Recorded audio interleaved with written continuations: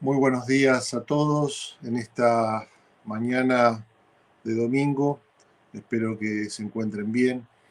Quiero que leamos un texto que ya estudiamos el domingo pasado. Vamos a repasar algunas verdades fundamentales para nuestras vidas en esta serie que es una serie en el mes de enero que la hemos titulado Preparándonos para el 2021. Muy original, ¿verdad? Preparándonos para el 2021. Vamos a leer juntos este capítulo 3 de la carta de San Pablo a los Filipenses, una vez más, del versículo 1 al versículo 14. Léanlo conmigo, por favor. Por lo demás, hermanos, gócense en el Señor. A mí no me molesta escribirles las mismas cosas y para ustedes es mejor. Tengan cuidado de los perros. Cuidado con el perro. Cuídense de los malos obreros y de los que mutilan el cuerpo, porque nosotros somos la circuncisión, somos los que servimos a Dios en el Espíritu, los que nos gloriamos en Cristo Jesús y no ponemos nuestra confianza en la carne. Aunque también yo tengo de qué confiar en la carne.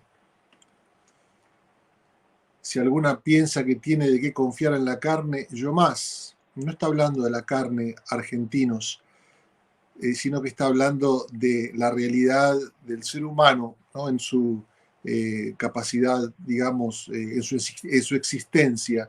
Dice, fui circuncidado al 8º día y soy del linaje de Israel, de la tribu de Benjamín. Soy hebreo de hebreos y en cuanto a la ley, fariseo. En cuanto a celo o pasión, perseguidor de la iglesia, o sea, que tenía una causa que era combatir a los que él consideraba enemigos de su fe o de su religión. Entonces tenía esa pasión. Y en cuanto a la justicia o en cuanto a la rectitud, a eso se refiere, que se basa en la ley irreprensible. Pero todo lo que para mí era ganancia, la he estimado como pérdida. La he estimado como pérdida por amor de Cristo. Y a decir verdad, incluso estimo todo como pérdida por la excelencia del conocimiento de Cristo Jesús. Mi Señor, por amor, por su amor lo he perdido todo y lo veo como basura para ganar a Cristo y ser hallado en Él, no por tener mi propia justicia que viene por la ley, sino por tener la justicia que es de Dios y que viene por la fe en Cristo, a fin de conocer a Cristo y el poder de su resurrección y de participar en sus padecimientos para llegar a ser semejante a Él. Si es que de alguna manera llego a la resurrección de entre los muertos. No que lo haya alcanzado ya, ni que ya sea perfecto, sino que prosigo para ver si logro hacer aquello por lo cual fui también nacido por Cristo Jesús. Hermanos, yo mismo no pretendo haberlo alcanzado, pero una cosa hago, olvidando ciertamente lo que queda atrás y extendiéndome a lo que está delante, prosigo la meta al premio del supremo llamamiento de Dios en Cristo Jesús. Cristo es el todo. Esto es lo que Pablo está diciendo en este capítulo 3. Y es pensar en una síntesis para nuestro año y para nuestras vidas. Cristo es el todo. Y la invitación es a que Cristo sea el todo en tu vida, el bien supremo, en tu escala de valores lo máximo, el todo. Y quiero repasar en esta mañana dos verdades que el apóstol de alguna forma sintetiza en este capítulo 3. En primer lugar, él va a hablar acerca de qué es la vida cristiana, del versículo 1 al versículo 11. ¿Qué es la vida cristiana? Y en segundo lugar, va a hablar de cómo vivir esa vida cristiana, de cómo vivir esa vida cristiana, en los versículos 12 al 14. Me parece una buena manera de empezar el año, saber qué es la vida cristiana. Para vos que sos quizás ya has sido participante en la comunidad de fe, y para vos que estás escuchando hoy por primera vez o estás explorando acerca de la fe cristiana. ¿Qué es la vida cristiana? Y Pablo comienza diciendo, vamos a repasar brevemente ahí en el primer versículo, la primera partecita de este texto que leíamos, dice, la vida cristiana está marcada por el gozo. Y él lo estaba escribiendo a gente que estaba pasando por un gran sufrimiento y él mismo estaba en la cárcel por causa de su fe. Y él dice, yo les pido que estén gozosos, que el gozo sea una marca en sus vidas. Y lo repite varias veces, más de 10 veces en esta carta. El gozo es una marca de la vida cristiana y especialmente en la adversidad. El fundamento de ese gozo es Cristo. Si Cristo es el fundamento, la invitación es a entender tu vida a partir de Él. Y no solamente de Cristo persona, sino de Cristo y su obra a tu favor. Cuando entiendes el valor que tu vida tiene delante de Dios, entonces hay una consideración que lleva a tu vida a proyectarte en un deleite, en una satisfacción que ninguna cosa en este mundo puede dar. El gozo es una marca de la vida cristiana. Y después dice en los versículos 2 y 3, cuídense de los perros, los que mutilan el cuerpo. ¿Quiénes eran estos tipos, estos jacks, destripadores religiosos, que venían a decirle, mira, Cristo está todo bien, pero necesitas otras cosas en tu vida?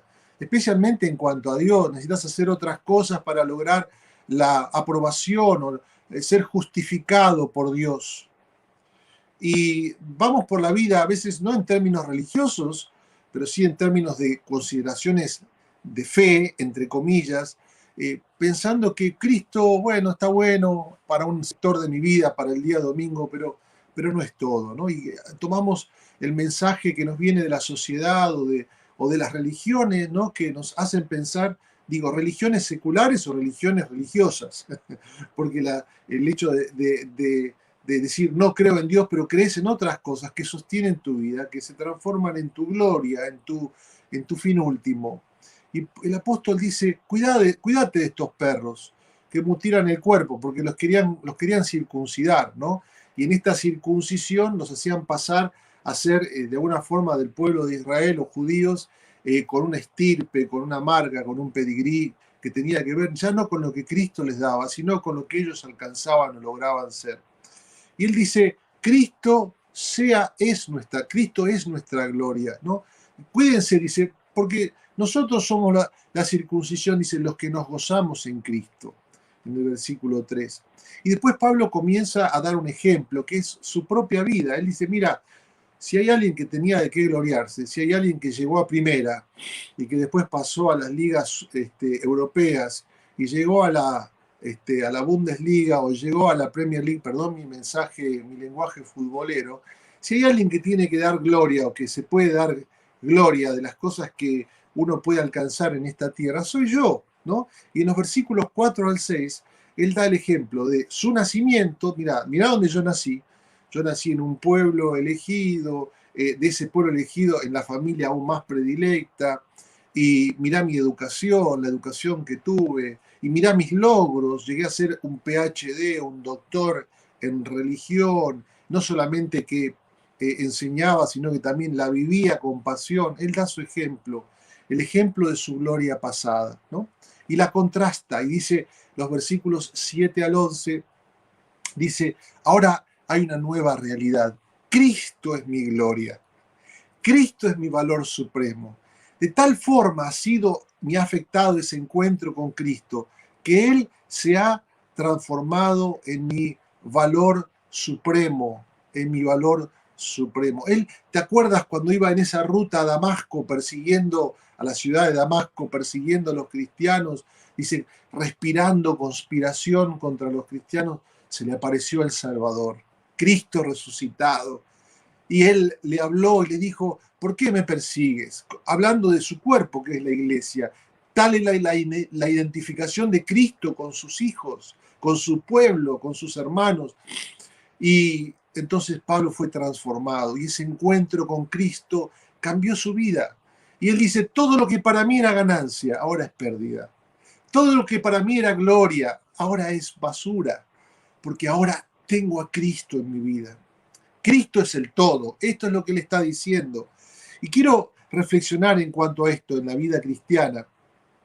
Esta nueva realidad, ¿no? Que Cristo es nuestro valor supremo, que Cristo quiere ser el valor supremo en tu vida.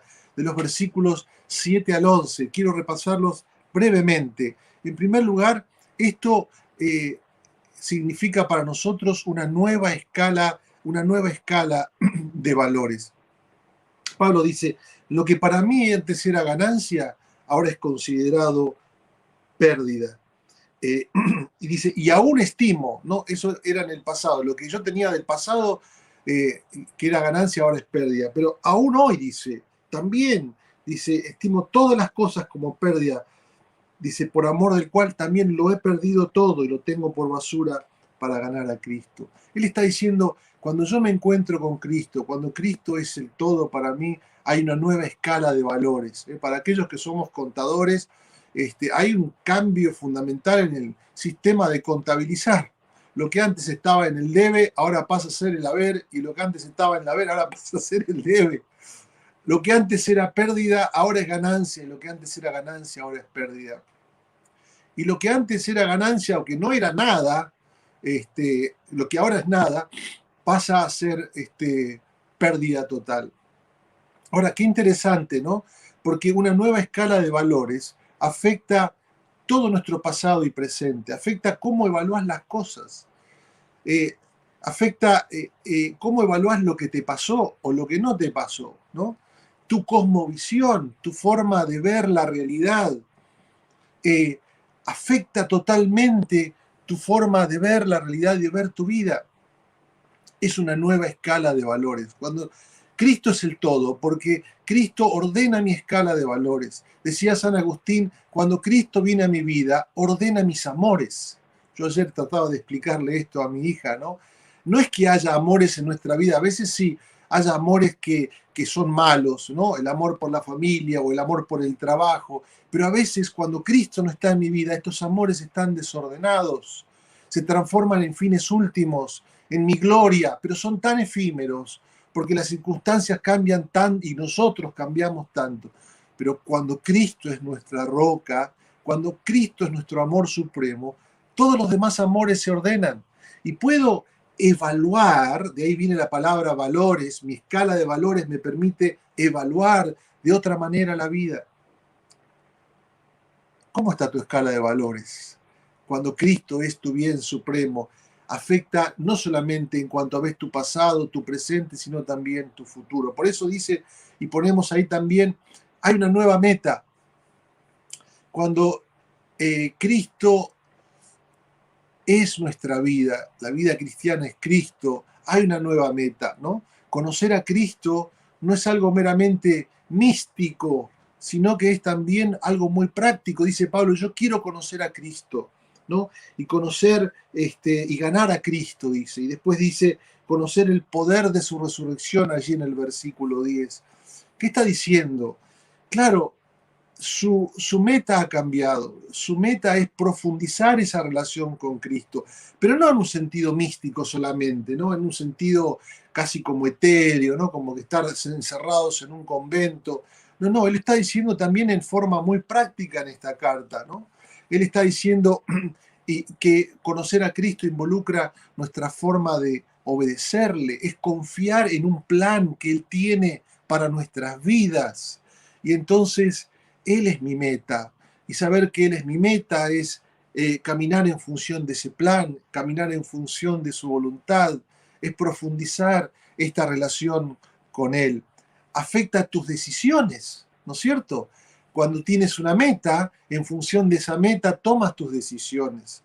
Y entonces tus decisiones no pasan por cómo avanzar tu vida en un sentido muy humano, en un sentido materialista o en un sentido muy egoísta, sino que Él, en este valor, en estos ordenamientos de valores y de amores, Él ordena nuestra vida y Él es nuestra meta, y agradarle a Él y caminar en función de su voluntad y en función de su plan, en obediencia a lo que Él nos invita a hacer, entonces afecta todas nuestras decisiones. Seguramente este año tenés que tomar decisiones. Quiero alentarte para que evalúes estas decisiones en función de tu meta suprema y que esta meta sea Cristo.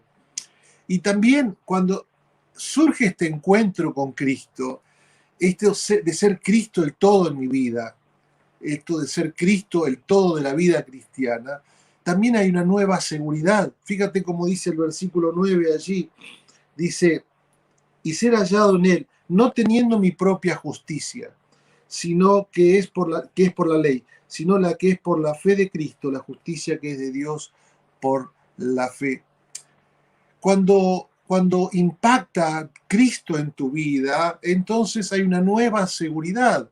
Pablo dice, antes mi seguridad tenía que ver con como mi lugar donde había nacido, mi educación, fui a las mejores escuelas, estudié esto, estudié aquello, estos son mis logros. ¿Y vos quién sos? Yo soy esto, tengo esto, hago aquello, vengo de tal lugar, visité tales países, me conoce tal, soy amigo del otro.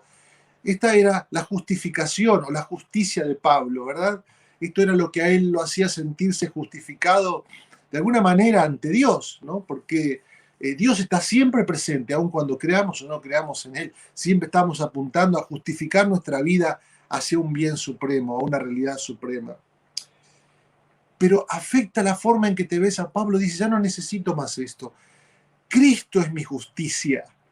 Dios me ha justificado en Cristo, y esto es el meollo de la fe cristiana, es encontrar que mi justificación no está en mis logros o en mis orígenes, sino en lo que otro ha hecho por mí, en lo que Cristo provee para mí. Esto es la justicia que Dios me imputa en Cristo, que Dios me da en Cristo Jesús.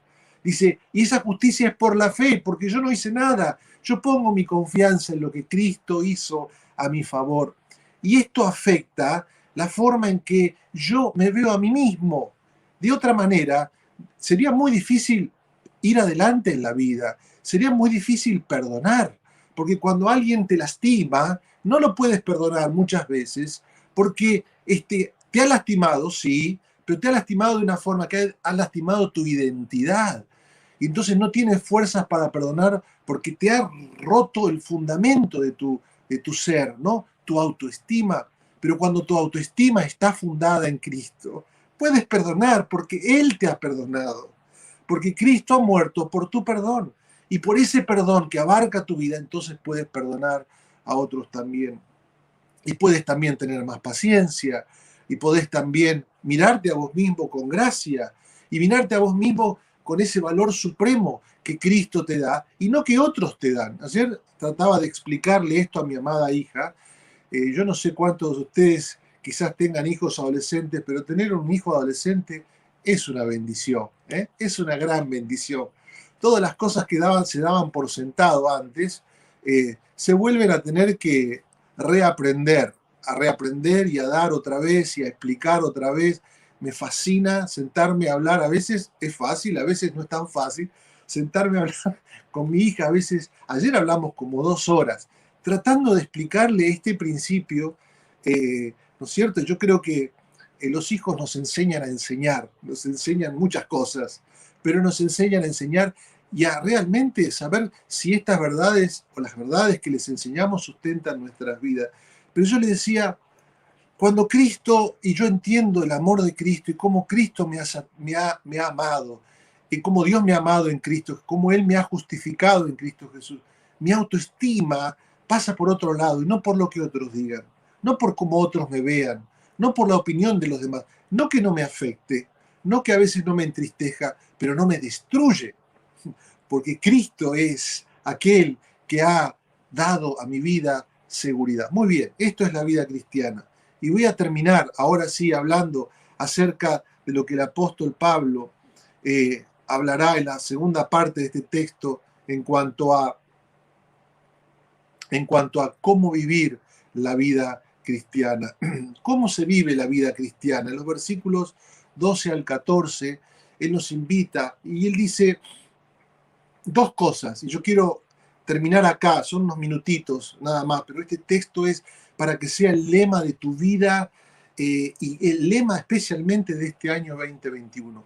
Vuelve a leerlo una y otra vez. Si te podés hacer una canción, cantala y escribí una y otra vez tus pensamientos en algún cuaderno que tengas, porque es fundamental para nosotros. Pablo dice, bueno, Cristo es mi bien supremo, ¿cómo voy a vivir esta vida cristiana? Ya dijimos, tengo una meta nueva. Cristo es mi meta. ¿Cómo voy a vivir en función de eso? Bueno, dos cosas que básicamente él va a decir. Primero, ocupándonos de nuestra salvación. Debemos ocuparnos de nuestra salvación. Esta es nuestra responsabilidad. Nuestra responsabilidad. Ocupándoos de vuestra salvación, dice allí en el capítulo 2, con temor y temblor. Confiados en su amorosa gracia, dice, porque Él es el que produce en vosotros el hacer como el hacer. Y entonces ahí está nuestro poder. ¿Cómo se vive la vida cristiana? Con responsabilidad y confiados en la amorosa gracia del Señor, en el poder del Señor. En primer lugar, ¿cómo ocuparnos de nuestra salvación? Pablo dice tres cositas allí en los versículos 12 al 14. Primero, él habla de una santa insatisfacción, una santa insatisfacción. Dice, no pretendo haberlo alcanzado. Fíjate la humildad de Pablo. Fíjate la humildad de Pablo, el que dicen que fue el cristiano más grande que existió sobre la tierra. Este tipo que hacía 30 años que había tenido ese encuentro en la ruta a Damasco.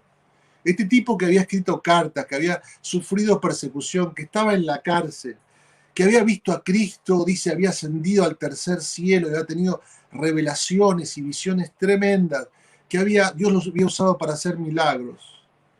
Este tipo está diciendo aquí con humildad, dice, yo no pretendo haberlo alcanzado. Como diciendo, a veces, uno, no, hace tantos años, hace 20, yo digo, hace 30 años que soy pastor, no como diciendo, ya está, ya conozco todo lo que tengo que haber alcanzado. Cuando llegas al 2021 decís, ya está, bueno, un año más. Y Pablo te alienta a que digas, no pretendo haberlo alcanzado, a que desarrolles y dejes que el Espíritu Santo ponga en tu corazón una santa insatisfacción. Una santa insatisfacción. Porque si has conocido la gracia de Dios, es adictiva, vas a querer más. Si has conocido a Cristo, vas a querer más de aquel que ha cautivado tu vida. Deja que esa santa insatisfacción se desarrolle en tu corazón como un hambre, como una sed. Mi alma tiene sed del Dios vivo. Como si estuvieras en un desierto, quizás lo estás. Deja que ese desierto y esa ansiedad o ese deseo sea un deseo por Dios, porque allí está la satisfacción para tu vida. Entonces, una santa insatisfacción. Debes conocerte a ti mismo, ¿no? El segundo paso, dejar lo que queda atrás. Pablo dice, el segundo paso para seguir a Dios con ahínco es olvidar las cosas que quedan atrás. Entiendo que esto significa que cualquier cosa de tu pasado que obstaculice tu búsqueda de Dios, debes dejarla fuera de tu mente. No lo tomes en el sentido de que la memoria no tiene lugar, ¿no es cierto? Que muchas veces en nuestra artillería espiritual el recordar ciertas cosas nos hace recordar de las misericordias de Dios y esto nos da paz y nos da victoria. Pero el punto es que no mires atrás. El punto es que no mires atrás por el simple hecho de seguir, por el simple hecho de arrimarte a un sentido nostálgico. Nunca sustituyas la esperanza por la nostalgia. Los recuerdos de los éxitos pueden hacer que se sienta uno presumido y satisfecho de sí mismo. O los recuerdos del fracaso, si tuviste un mal año, pueden volverte desesperado y paralizado en la búsqueda de Dios. Nunca mires atrás. Da gracias humildes por los éxitos y hacer que esos éxitos sean para tu vida un impulso para dejar atrás y mirar entonces adelante. Dice, y si has tenido confesión, si has tenido fracasos, confiésalos al Señor y deja que ahora el futuro sea tu Señor, sea tu búsqueda de Dios. Pablo dice, yo olvido lo que queda atrás, olvido ciertas formas de entender mi vida, ciertos paradigmas, ciertas maneras de entender mi vida, ciertas ideas que yo tenía, ¿no? En cuanto a cómo me voy a acercar a Dios, olvidándome lo que está atrás. Muchas veces nosotros confundimos estas cosas, pero el apóstol Pablo nos invita a olvidar lo que queda atrás. Y dice, en tercer lugar, extendiéndome a lo que está adelante, a correr la carrera. Él está avanzando sin descanso, con diligencia. Fíjate ahí el versículo 14, para poder ganar el premio, dice. Es una carrera y quiere ganar el premio. Crecer como cristiano no es una cuestión de dejar ir a Dios, ¿no es cierto? No hay pasajeros en la vida cristiana. No hay crecimiento que ocurra sin esfuerzo.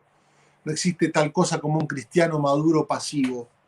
No hay santidad que haya llegado jamás a la vida de un creyente sin que haya trabajado. Pablo dice, prosigo. Él quiere que sigamos adelante, que seamos diligentes, que usemos los medios de gracia, la palabra, la oración, los sacramentos, la comunión con los hermanos.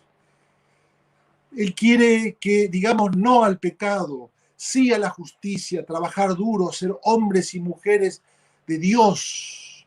Una santidad que no se busca es una santidad que nunca se gana. La santidad es nuestro deber. ¿Qué te depara este año 2021? Trabajar por tu santidad, trabajar para proseguir a esta meta, olvidando lo que queda atrás y extendiéndote a lo que está adelante, a tu meta que es Cristo, para asir aquello de lo cual fui asido. Muy bien, y para terminar, la vida cristiana se vive con responsabilidad, pero también se vive con gracia. Anotalo eso, por favor. La vida cristiana se vive con gracia. Yo quiero que mires ahora esta última diapositiva. Confiados en la gracia de Dios. Dos cosas para que entiendas que este 2021 debe ser algo tremendo para tu vida. Prosigue, levántate, pero quiero que tengas en cuenta la gracia de Dios a tu favor. En primer lugar, Pablo dice, el agarre inquebrantable del Salvador. Mira, allí dice, prosigo, mira lo que pusimos allí, para hacer lo mío, porque Cristo me ha hecho suyo. Prosigo para hacer aquello por lo cual fui asido en Cristo. Puedo hacer para hacer lo mío porque Cristo me ha hecho suyo. Quiero apoderarme del premio porque Cristo se ha apoderado de mí.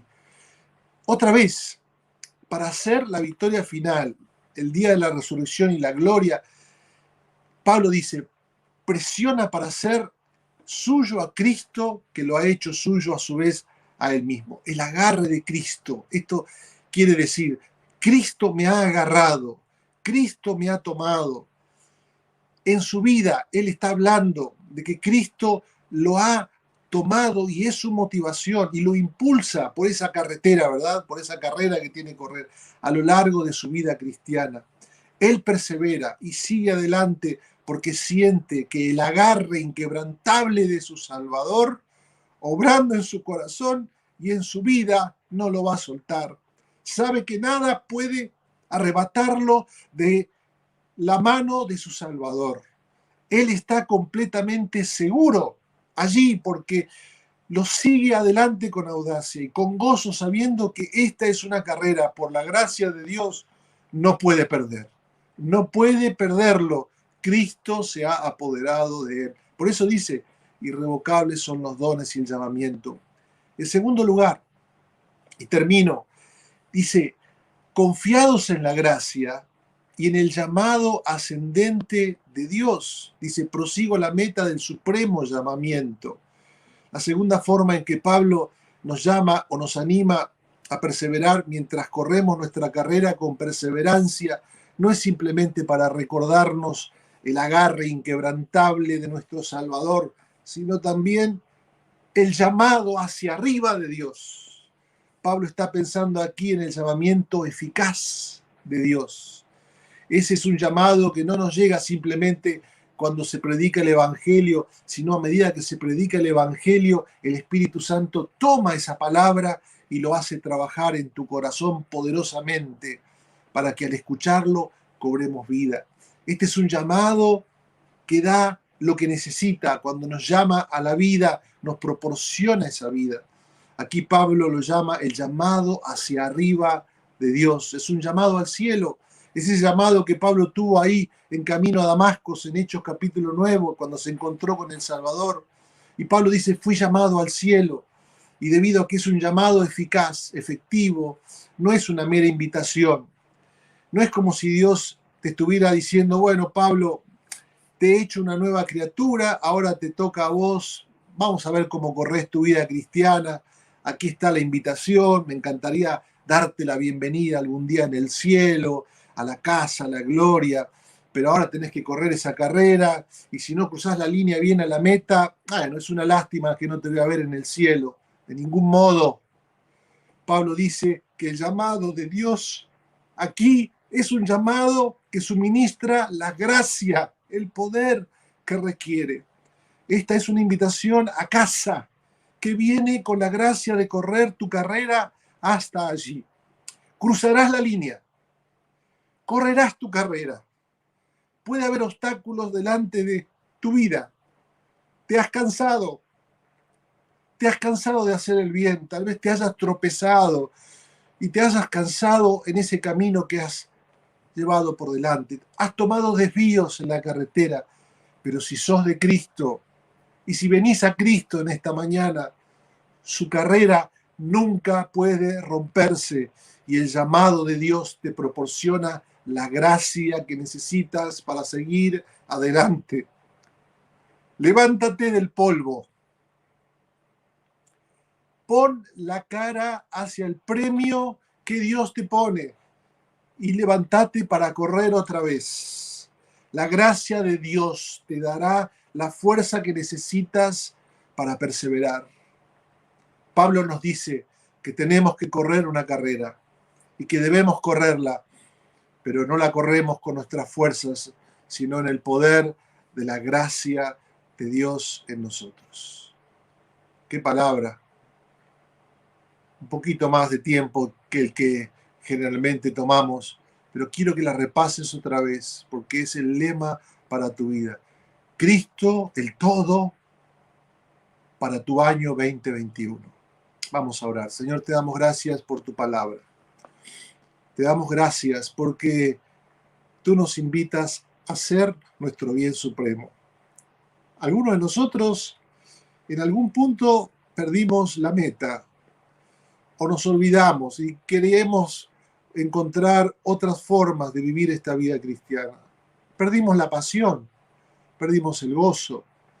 Señor, recuérdanos en esta mañana todo lo que tú has hecho y todo lo que tú eres para que seas ese bien supremo y que podamos correr esa carrera, que podamos vivir esta vida cristiana, no pretendiendo haberlo alcanzado, sino olvidando lo que queda atrás, extendernos a lo que está adelante, confiados de que es posible por el agarre, por el abrazo que Cristo me ha dado y que no me va a dejar, y por el poder que opera en nosotros de su llamado eficaz. Aquel que nos llamó, aquel que empezó la buena obra en nosotros, la perfeccionará hasta el día de Jesucristo. Me levanto esta mañana y tomo esta palabra para correr la carrera que tengo por delante. En el nombre del Padre, del Hijo y del Espíritu Santo. Amén y amén. Dios te bendiga.